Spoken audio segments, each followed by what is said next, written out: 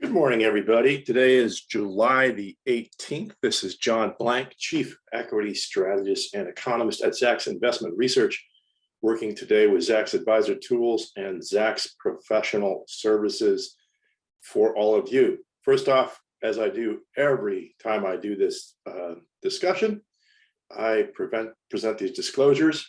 The views of John Blank, PhD, that's me, are not necessarily the views of Zacks Investment Research. Past performance is no guarantee of future results. The rest of this you can read on your own. Okay, today I want to get into picking the best position current ETFs and stocks. We've been going through this for a number of weeks here.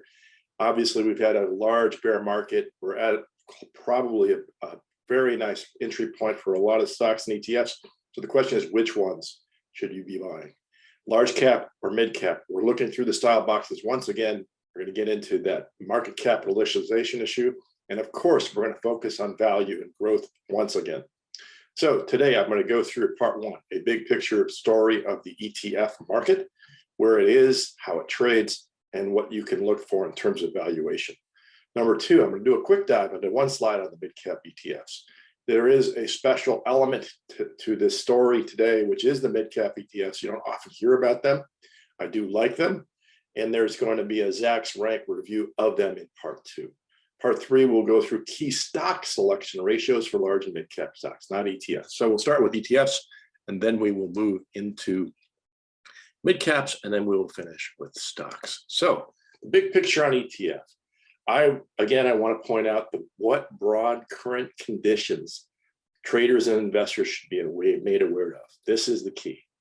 So this is a great starting point for us, the important structural differences between exchange-traded funds, which are labeled ETFs, and mutual funds. Just look at the language, exchange-traded funds versus mutual funds. So mutual funds are mutually commingling, actively traded stock tickers. Exchange-traded funds are put on an exchange. So if we get into the important differences here, let's go through a few of them. First of all, most ETFs are passively managed by issuers. They are continuously created and redeemed on a basket of stocks by authorized participants. ETFs trade like stocks on exchanges, as I mentioned. ETFs have lower costs, and they can be purchased through a broker to purchase the stocks. ETFs are more transparent. They are more flexible from a transaction perspective. They are more tax efficient because they have low turnover relative to ETFs. And they can be created on asset classes in a sector-specific way. Now, so what is the advantage of mutual funds? Most of the basic idea here is that mutual funds are actively managed by a management company, fund management company. They can also be purchased from fund managers, and the holdings are disclosed on a quarterly basis. So if you're more of an investor who has a longer-term horizon and likes stocks, individual stocks that are in an actively managed arrangement where you have someone paying attention, a mutual fund is a better play. So over on the far right here, I have put together the general statistics for ETFs. AUM, asset under management for ETFs in 2003 were just 200 billion. 13 years later, that is around 3 to 3.75 trillion in 2016, and in 2021, it's over 10 trillion. So in just the last 5 years, we've seen a tripling of the money in ETFs. And going back to 20 years ago, it's unfathomably wide, the growth in this marketplace. So how many ETFs are out there right now? Somewhere between 26 and 2,800, 26 to 2,800. And the net assets of the ETFs, not the overall assets, but the net assets probably around 7 trillion. iShares, the company, has the highest assets under management in the United States. It's about 2.25 trillion. The largest by market cap, though, is the SPDR, SPDR funds, with around 350 billion. So iShares and SPDR funds are the things you should know. So outside global trends, North America's share of asset under management global ETFs is around 75%. Europe is around 15%. And the rest comes from Asia Pacific. So largely, this is a North American thing. Globally, the number of ETFs is 8,400 to 8,700. So incredible number of products when you think they're in the thousands on these ETFs. Just pause for a moment and realize just how complicated that all can be. And that gets us to why we're doing this discussion, which is how do we simplify down to the larger and better known ETFs, the larger amount of asset under management, and get a story in place for us to think about them. Okay, so large cap versus small cap. These are the current active ETF assets under management and fund flows. AUM is on the left-hand side, and this runs from July 12th, 13th, 14th, and 15th. So this is last week. These are the AUMs that we found over that week by day. And here's the fund flows from over the last month, over the last 3 months, year to date, 1 year, and 3 years. So again, here we have AUM, and it's going to go off through all the broad asset classes. And then we're going to go through the large caps from the very large asset under management groups down to the smaller ones. And then we're going to go through the very large mid-cap groups down to the very smaller ones. So again, here we got all the asset classes. Here we've got large cap value and growth broken into the very large players, but less known well players down here. And then down here, we've got the market caps, the asset under management for the mid caps. Fascinating stuff. So let's start off up here. Okay, first of all, we should point out that equities, we said we're about 7 trillion in net assets, and you can see that number is about 5 trillion of it, 4.8 exactly, is in equities. So, the bulk of this is an equity play. There is a great deal of money in fixed income, of course. And as you can see over the last year, the money is still largely going into equities, though nowhere near as high as it has been in the past 3 years where it really exploded. So there's definitely the case that it hasn't been quite as positive as it used to be, but it's still largely an equity marketplace for ETFs.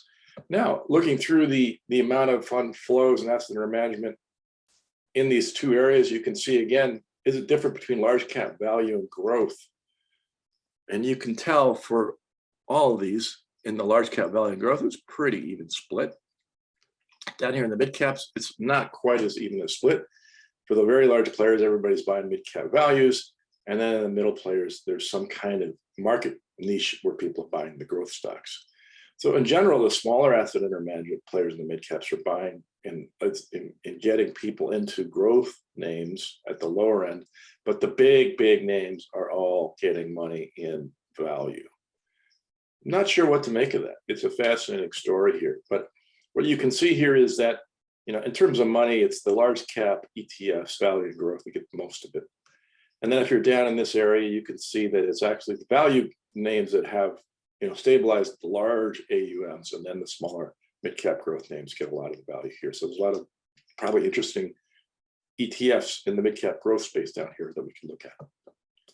Okay, so now we're going to group these by ETF rank, performance markers, country, sector, and style. So the top beginning in 2014, you've got cumulative terms, annualized returns, and the bottom you've got these 2014 through 2022 numbers. So this is the rank performance. These are the returns performance over these years. This is Zacks number 1 rank.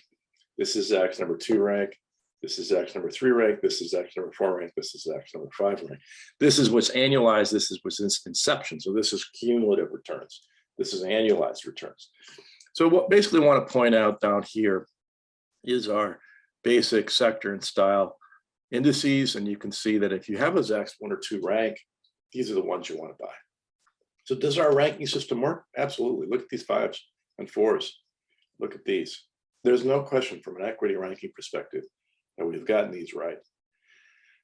Interesting situation for the equity space down here. You can see that again, of course, they're all negative, but they're less negative in the 4s. And I guess in the 5s, I would assume there's some type of reversal of the high beta names that typically get the earnings estimates here than usual. So this has been a very unusual year. I would point out this is very untraditional. Look back at the 3 prior years. You can see that's always been the case that this has worked well. And the 5s have done really poorly. So we're in a really unique phase here where people are not buying the high earnings growth because they don't think that's going to happen. That's the recession story that we're playing out right now.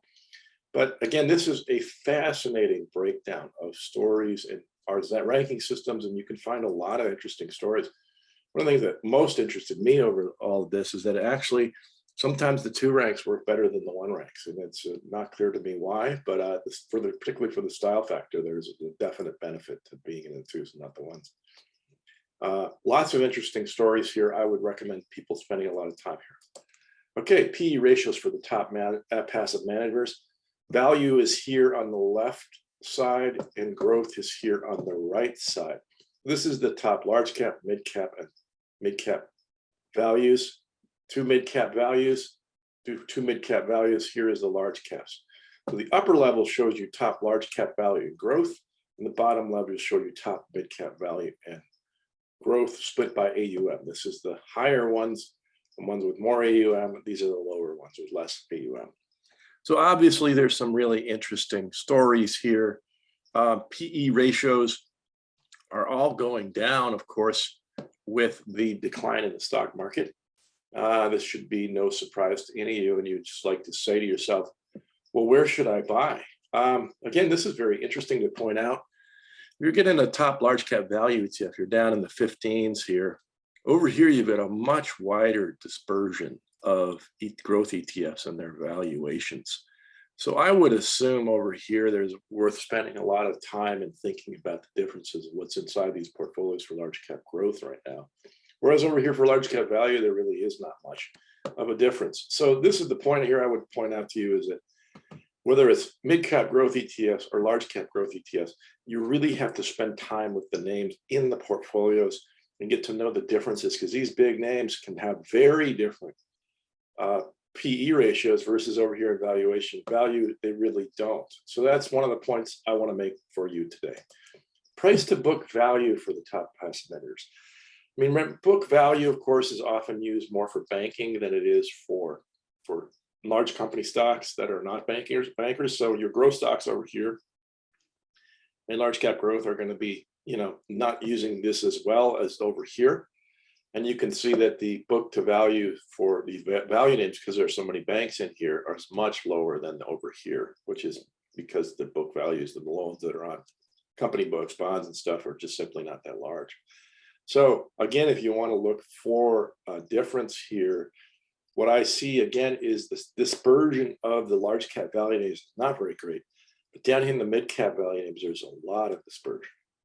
So this is interesting here. If you're looking for smaller banks and better position stories and valuation right now, you might actually have some place here in the mid cap space. Interesting stuff.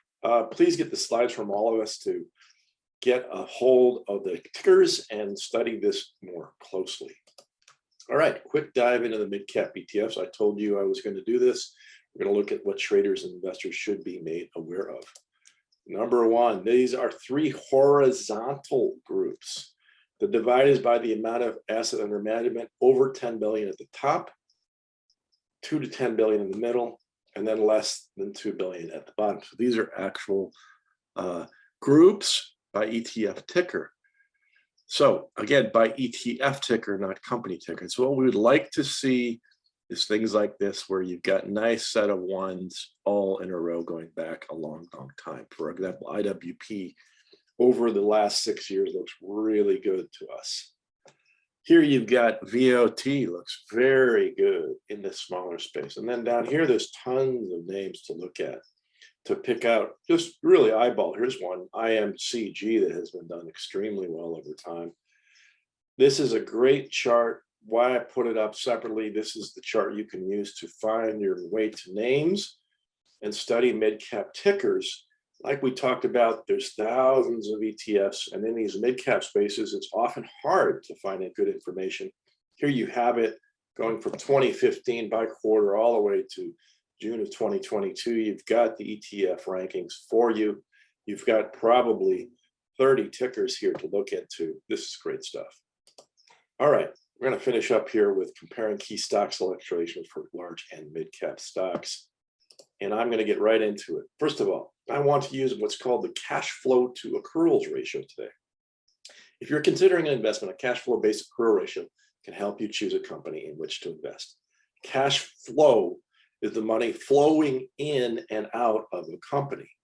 This ratio uses components of the cash flow statement and other financial statements to help you identify a smart investment. Smart Money's Paul Serm says companies with strongly negative, read that again, companies with strongly negative accrual ratios, cash flow that exceeds earnings, are consistent winners. Once you calculate this ratio, you can start choosing winning investments. So remember, it's strongly negative accrual ratios, cash flow that exceeds earnings that we are looking for. And what do I see here? Over here, I've got Carnival and Sunoco. Very different stories here. Carnival, obviously, you all know that is the cruise lines, and they're actually doing in a better shape than you might have believed. Sunoco down here, mid-cap value stock. Interesting story there for a play. Obviously, Carnival and Sunoco are the names you want to look over here. Over on this side of the space, the growth stock space, I got Motorola Solutions, and I've got Commerce Bank shares. Tons of information behind that to look into. All right, how to use working capital to total assets. Another ratio we don't often hear about. An increasing working capital to total asset ratio is usually a positive sign. So I'm looking for a trend. An example I'll show you in the next slide is Universal, ticker UVB. Shares trade around 55. The yields of dividend is 5.85%. Company has almost no analyst coverage because it's a smaller company, but it's the top global tobacco leaf supplier in 30 countries.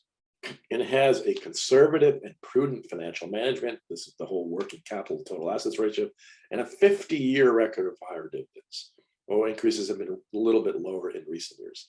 If you get a low ratio, that means you have maybe too many liabilities, reducing the amount of working capital available. So you'd like to see this building and trending, right? UVV is the story here, and I'm going to point that out right here, ticker UVV. There it is. UVV is the story. Obviously, some people would not want to buy a tobacco company, but in the small cap value space with no analyst coverage, the UVV working capital total assets ratio jumps out at you across large, mid, and small cap value. Fascinating thing. Next story, earnings pureness ratios. I put a linkage to a lot of databases, Zacks Equity Research, that we don't often talk about. Earnings pureness is one of them. I've got the value story is over here for large, mid, and small, and I've got the large, mid, and small growth stories on this side. Earnings pureness effectively is going to be the amount of income that's coming currently from into earnings as opposed to that's what's coming off the balance sheet. For example, you're going to see that in most periods of decline here, like you can see here, Macy's, you're going to see a lot of the recession stories and a lot of the earnings pureness collapse during these periods. So what you would like to see is a rising ratio. Here's a ticker URI, classic stock that has a long, nice run with earnings pureness getting better and better, always earning more and more money in a pure way.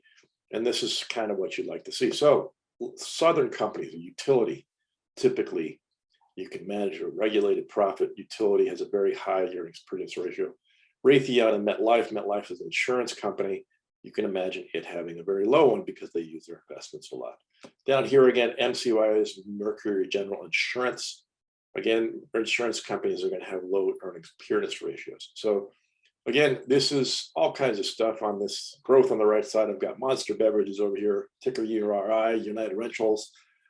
We've got ASH, which is Ashland Global Holdings, which is a specialty chemical company down here doing very weakly on the story here. So again, AutoNation, great stock. Monster Beverages, great stock. You want to be in a very high earnings pureness ratio, or at least trending upward like URI. That's what you like to see. Enterprise value to unlevered free cash flow. Another thing we don't talk about a lot is trying to value something to its cash flow, free cash flow. So what you like here is a low value to high free cash flow. So we'd like to be down in here. And here's the value stories on this side and the growth stories on this side.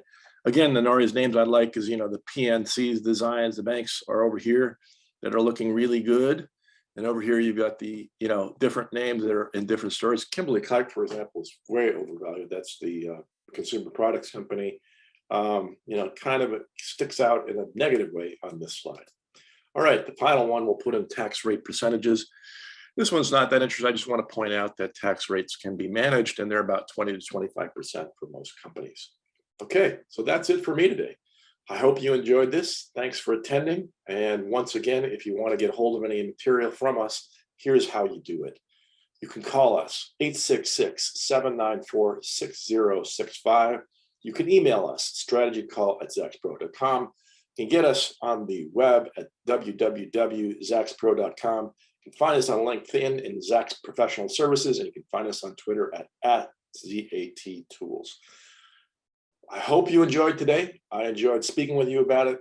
Lots of interesting way to cut the cake on ETFs. There's thousands of them. We can look at the mid caps like I showed you, get to those Zacks rankings and find the better ones for your portfolio.